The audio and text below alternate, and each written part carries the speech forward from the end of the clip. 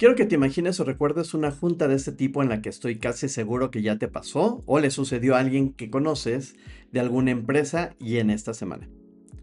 Resulta que el equipo de producto está revisando el checkout del e-commerce. Alguien nota que hay un texto raro en la pantalla de confirmación y dice algo como solo quedan 3 y a este precio. Y alguien pregunta lo obvio. Oigan equipo, ¿y si es cierto? ¿Y si quedan 3 y si a este precio? Silencio. Todo mundo se voltea a ver entre ellos. Y no, nadie escribió ese texto. Lo generó un sistema de optimización que lleva 8 meses probando variantes de manera automática. Nadie lo aprobó porque el sistema no pide aprobación por variantes. Se aprobó una sola vez hace 8 meses cuando se autorizó la herramienta. Y entonces viene la segunda pregunta, que es la buena. ¿Y quién autorizó que se dijera eso? La respuesta honesta es que nadie. Y sin embargo la decisión existe, está en producción y le está hablando a 40,000 personas al día. Bien- Bienvenido a otro episodio del podcast del Doctor 101. Yo soy Antonio Salgado.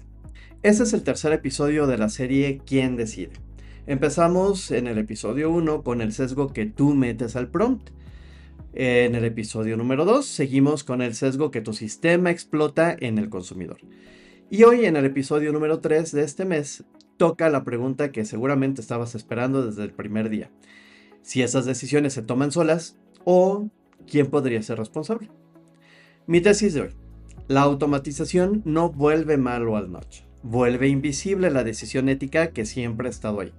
Y una decisión invisible no se puede discutir, no se puede corregir y sobre todo no se puede atribuir a nadie. Así que vamos al concepto base porque no existe el diseño neutral. Ya en el 2008 Richard Thaler y Kasustin publicaron Notch. Y ahí introdujeron en este gran libro una idea que a mí me sigue pareciendo una de las más útiles de la economía conductual, la arquitectura de decisión. La idea es que toda situación en la que alguien elige algo tiene una estructura, el orden de las opciones, cuál viene marcada por defecto, cuántas hay, qué tan fácil es deshacer. Esa estructura siempre existe y siempre influye en el resultado. Y aquí está el punto que casi todos brincamos. No existe la arquitectura neutral. Alguien tuvo que poner las opciones en algún orden. No hay manera de no elegir un orden. Entonces la pregunta nunca fue si vas a influir en la decisión de la gente, porque eso ya está pasando por el simple hecho de que existe una pantalla. La pregunta es si estás influyendo a propósito y a favor de quién influyes. Thaler y Sustein le llamaron a esto paternalismo libertario. Un nombre que a mucha gente nos ha sonado contradictorio. Su argumento era, ya que vas a influir de todas formas, influye hacia donde le convenga a la persona y deja siempre una salida abierta. Esas dos condiciones siempre van juntas o tendrían que ir juntas. Voy a darte 3 ejemplos rápidos del catálogo clásico porque los vamos a necesitar. Primero los defaults. Cambiar la opción preseleccionada modifica dramáticamente los resultados en donaciones de órganos, por ejemplo, en planes de retiro y en suscripciones. No porque la gente sea floja, porque más bien el default comunica lo que se considera normal. El efecto señuelo. Dan Ariely popularizó esto con el caso de las suscripciones de The Economist. Metes una tercera opción deliberadamente mala, muy mala. Y esa opción no se va a vender, pero cambia cuál de las otras dos parece razonable. El señuelo no va a competir, encuadra. Y la sobrecarga de opciones. Iyengar y Lepper en el año 2000 hicieron este famoso estudio de las mermeladas. Pusieron un estante con 24 variedades que atrajo a muchísima gente, pero un estante con 6 vendió muchísimo más. Más opciones no es libertad. A partir de cierto punto ya es una parálisis y lo que llamamos también la paradoja de la elección. Esas son 3 herramientas. Ninguna es buena y tampoco es mala por sí misma. Ahora, la parte nueva. ¿Qué cambia cuando automatizas todo esto? Esos mecanismos llevan décadas utilizándose. ¿Qué cambia realmente cuando quien los opera es un sistema automático? Bueno, yo veo 3 cosas y para mí creo que la tercera es la que en realidad podría preocuparnos mucho. Primero, el cambio de velocidad. Un notch diseñado por humanos se revisa una sola vez y se lanza y vive meses. Un notch optimizado por sistemas se va a rediseñar de manera continua. Esto es, la versión que corre hoy en la mañana posiblemente no sea la misma de ayer, antier y la semana anterior. También esto cambia la granularidad, que sería la segunda. Antes elegías arquitectura para todos, una sola para todos, ¿ok?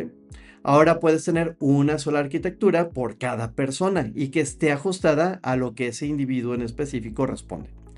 Y ahí desaparece una protección que ni siquiera sabíamos que teníamos, que es cuando todos ven lo mismo. La comparación entre personas funciona como control social. Por ejemplo, si a mí me sale un precio y a ti te sale otro, en algún momento lo vamos a platicar. Si el sistema personaliza la arquitectura, no hay con quién compararlo. Y así tenemos ese tercero que es la que creo que es la grave, el cambio de autoría. Por ejemplo, cuando un humano diseña un notch, hay una persona que puede explicar por qué. Puede estar equivocada la explicación, pero existe. Hay un momento en el tiempo donde alguien pensó, pues voy a poner esto aquí por alguna razón. Entonces, cuando el sistema optimiza solo, ese momento desaparece. Y con ese momento desaparece la posibilidad de poder discutirlo. Porque discutir requiere un interlocutor. Y el algoritmo, como lo optimizó, no es un interlocutor. Ese es el fin de la conversación. Entonces, ¿dónde queda esta línea? Vamos a hablar del notch o del dark pattern. Porque, como te decía, esta línea es el punto donde las discusiones se van a atorar y yo quiero darte algo que puedas utilizar. Yo siempre utilizo estas dos preguntas y las dos vienen directo de la definición original. La primera es, ¿a favor de quién va a operar? Un notch en la definición de Thaler y Sustain empuja hacia qué le conviene a la persona según sus propios criterios. Un dark pattern empuja hacia lo que le conviene a la empresa a costa de la persona. Y aquí hay una prueba práctica muy simple. La prueba de la transparencia. Por ejemplo, si tú le explicaras a la persona exactamente qué estás haciendo y por qué, ¿seguiría funcionando? Por ejemplo, pusimos el plan anual, es el ejemplo, pusimos el plan anual por defecto porque la mayoría de nuestros clientes ahorran dinero así. Esto va a sobrevivir perfectamente a la explicación y va a seguir funcionando. Pero si tú dices, pusimos la cancelación en el paso 7 porque medimos que a partir del paso 4 la gente se rinde, no va a sobrevivir. En el momento en el que lo lees o lo dices en voz alta, se va a caer. Esa asimetría lo va a decir todo. Si tu mecanismo solo funciona mientras nadie lo sepa, pues ya sabes de qué lado está. La segunda es, la salida sigue abierta y cuesta lo mismo que tu entrada. Bueno, pues ese es el criterio más limpio de todos porque casi es mecánico. Cuentas los pasos. Esto es, por ejemplo, si te suscribes en 2 clics, deberías poder cancelar justamente en 2 clics. Si la simetría es de 2 contra 7, bueno, pues ya no estás haciendo arquitectura de decisión. Lo que estás haciendo es construir una trampa con buenas intenciones declaradas. Y esta es exactamente la parte que un sistema automático va a erosionar solito, sin que nadie se lo ordene. Si tu función objetivo es retención. Vamos ahí. Esto va a ser fácil la salida si se retiene, pero en el corto plazo va a funcionar. Siempre va a funcionar. Entonces, ¿por qué nadie lo nota en el tiempo? Y quiero detenerme en cómo es que llegamos a esta parte porque casi nunca llegamos de una sola vez. Ningún equipo decide un martes convertir su cancelación de 2 pasos en 7. Lo que pasa es otra cosa y es bastante más aburrida y mucho más difícil de detectar. Ahí te va. El sistema prueba una variante donde aparece una pregunta extra antes de cancelar. Por ejemplo, ¿nos ayudas a mejorar? ¿Puedes explicarnos por qué te vas? Y esa variante retiene un poquito más. Es razonable. Además, pues es investigación de usuario y todos lo hacemos. Después prueba otra. Luego de la pregunta, aparece una oferta de descuento. También retiene. También es defendible. Y es una práctica bastante común. Después de esto, donde hay un botón de confirmar la cancelación, si la pones en gris y el de quedarse de un color brillante, pues va a retener un poquito más. Ninguno de estos 3 pasos por separado es indefendible. En realidad, pues Puedes justificar cada uno de estos en una junta sin que nadie se sienta mal, pero el resultado acumulado 8 meses después es un flujo de 7 pasos que nadie diseñó y que ninguna persona del equipo podría defender si se lo muestras completo, de golpe y en una sola pantalla. Esa es la mecánica, no hay un villano, hay una métrica que es razonable, un sistema competente y suficiente tiempo. Y cada incremento individual queda por debajo del umbral en el que alguien levanta la mano. Por eso el control no puede ser revisemos las variantes. No. En realidad tiene que ser una restricción dura, puesta desde afuera sobre el resultado total. Algo que el sistema no puede cruzar, aunque cruzarlo pueda mejorar la métrica en algún momento. Aquí voy a hacer un paréntesis para contarte esto y quiero ser cuidadoso. En el terreno regulatorio sobre patrones oscuros, las cosas están moviendo muy rápido. En Europa, en Estados Unidos y en varios países de Latinoamérica está sucediendo. Y no te voy a citar artículos específicos en este episodio porque lo que sea cierto hoy podría no serlo cuando escuches o veas esto.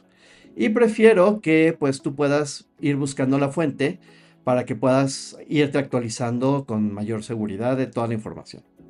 Pero lo que sí te puedo decir, y esto no va a cambiar, es que la dirección del viento va en un solo sentido. Todo lo que hoy se puede hacer porque nadie lo mira, mañana se va a tener que poder explicar.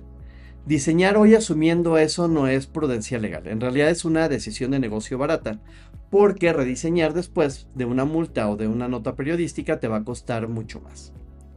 Ahora, el caso en contra, y es más fuerte de lo que suena. Se puede argumentar que toda esta preocupación por la autoría es una nostalgia.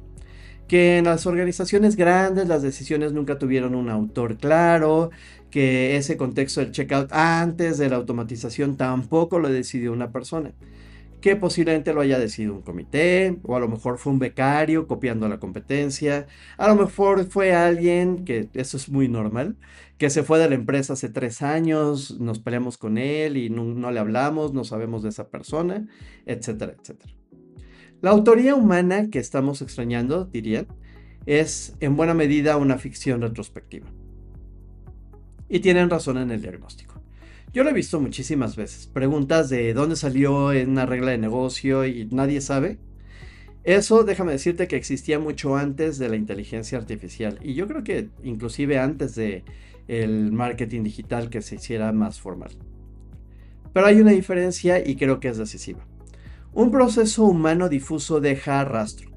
Correos, versiones, alguien que se acuerda, de repente alguien que sí tiene buena relación y contacto con la persona que se fue, etc.